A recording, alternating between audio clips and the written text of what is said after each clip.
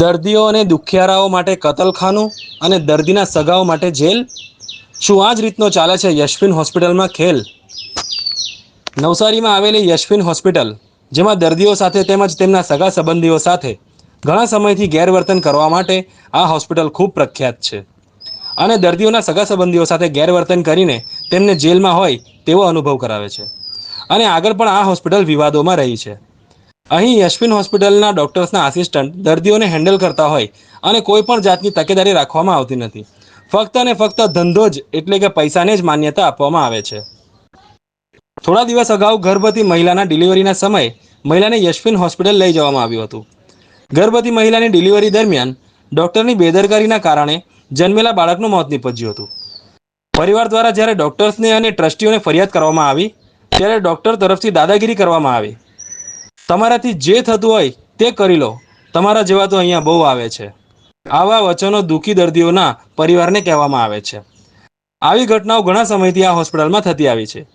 અહીંનું સ્ટાફ, અહીંના ડોક્ટર તેમજ અહીંના ટ્રસ્ટીઓ દર્દીઓને અને તેમના સગા સંબંધીઓને ફક્ત પૈસા કમાવાનો હેતુ સમજે છે. કોઈ પણ જાતની દયા ભાવના કે માણસાઈ જોવા મળતી નથી. હવે આવી હોસ્પિટલને પૈસારૂપ મદદ કરનારા લોકો કોઈ પરિવર્તન લાવશે કે પછી હોસ્પિટલમાં સારવાર માટે જનારા દર્દીઓ કોઈ પરિવર્તન લાવશે તે જોવું રહ્યું.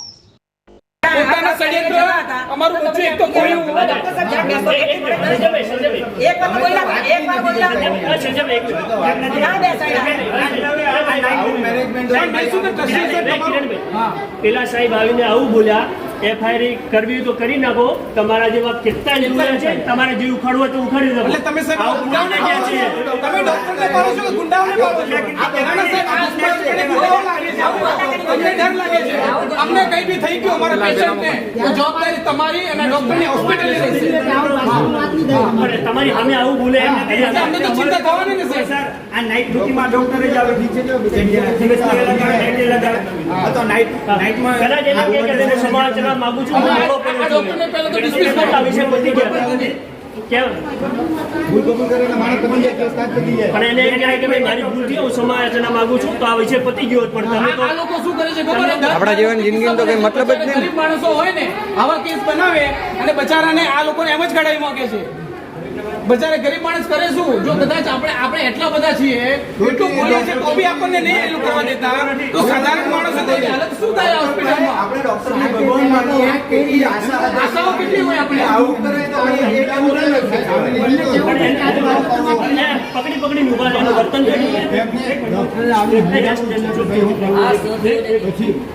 એમને પ્રોબ્લેમ કઈ નથી. ડોક્ટર જરાક એગ્રેસિવ થયા ને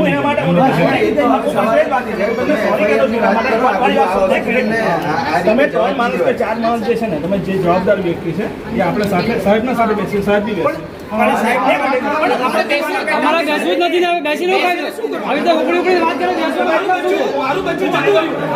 તમારા લાપરવાહીના હિસાબે જતું રહ્યું તો તમે કેમ એક્સેપ્ટ નહીં કરતા કે અમારી હોસ્પિટલની બેદરકારીના હિસાબે મારું બચ્ચું ગયું છે? તમે આ કેમ એક્સેપ્ટ નહીં કરતા? એ વસ્તુ હમણાં આપણે બેદરકારી કોની છે, આપણે કઈ નહીં કરી શકીએ. કેમ નહીં કરી શકીએ? ડોક્ટર હાજર નથી, ટાઈમ પર હાજર નથી રહ્યા. ડોક્ટર તો ટાઈમસર હાજર કેમ નહીં? ડોક્ટર ડિલિવરી કોણ કરાવે? નર્સ કરાવે કે ડોક્ટર કરાવે? જવાબદારી કોની? ડોક્ટર ની હોય ને. હું તમને એ જ કહું છું કે હવે આપણે બેસીને વાત કરીએ તો સાહેબને જોઈને આપણે પાસે બેસીએ. પણ તમે જો તો બેસીને વાત કરી તો મને ડાયરેક્ટ ધમકી આપે છે. તમે તારા જેવા તો હત્તર જોઈ લીધા છે, મારે શું કરવાનું? ભલા માણસ હું તમને કહું છું કે તમે તમને એમ કહ્યું કે સમજદાર હતા એટલે તો આ તકલીફ થાય છે ને બેન. હું તમને એ જ કહું છું. બાકી તમે ડોક્ટરની ગુંડાઓ પાલ્યા છે, ગુંડાઓ યશવિન હોસ્પિટલમાં ગુંડાઓ પાલ્યા છે.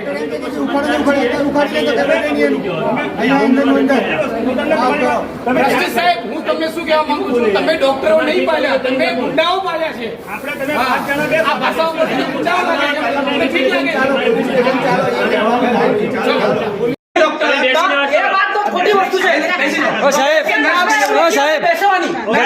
શાંતિની વાત કરો. ડોક્ટર સીધો એફઆઈઆર પાડશે તમારા ઉપર.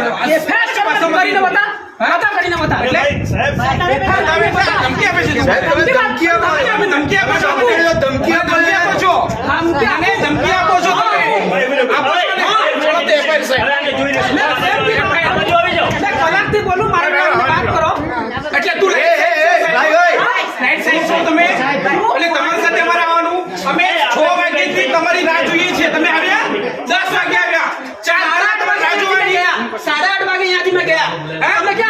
8:30 વાગે ક્યાં આવ્યા? 9 વાગે ગયા છે. 8:30 વાગે વાત કરો તમે. એ લોકોને બધા વાત કરવા માટે ડોક્ટરને ધમકાવો, પેશન્ટને ધમકાવો, તમે બાળક મરી ગયું એને તમે ધમકાવતા જો.